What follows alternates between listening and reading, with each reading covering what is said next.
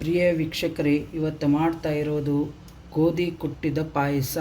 ಅದು ಬ್ರಾಹ್ಮಣರ ಶೈಲಿದಾಗ ಗೋಧಿ ಕುಟ್ಟಿದ ಪಾಯಸ ಮಾಡ್ತಾ ಇರೋದು. ಗೋಧಿ ನುಚ್ಚನ್ನು ಸ್ವಲ್ಪ ಬೇಯಿಸ್ಕೋಬೇಕು ಚೆನ್ನಾಗಿ. ಆಮೇಲೆ ಅದಕ್ಕೆ ಬೆಲ್ಲ,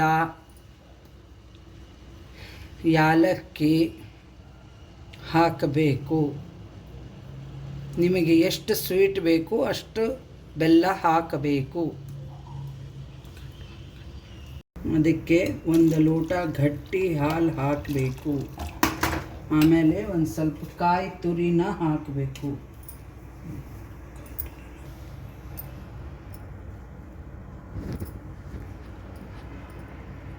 ಲಾಸ್ಟಿಗೆ ದ್ರಾಕ್ಷಿ ಗೋಡಂಬಿ. ಕುದ್ದ ನಂತರ ದ್ರಾಕ್ಷಿ ಗೋಡಂಬಿ ಒಗ್ಗರಣೆ ಮಾಡಬೇಕು. ಇದು ದ್ರಾಕ್ಷಿ ಗೋಡಂಬಿ ತುಪ್ಪದಾಗ ಹುರಿದು ಬಿಟ್ಟು ಇದನ್ನು ಪಾಯಸದಲ್ಲಿ ಹಾಕಬೇಕು.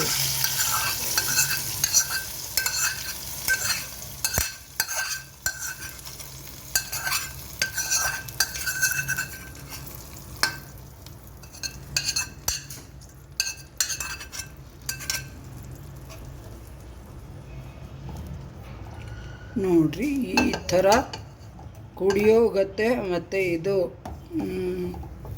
ಸ್ವಲ್ಪ ಆರಿದ ನಂತರ ಗಟ್ಟಿ ಆಗುತ್ತದೆ. Thank you.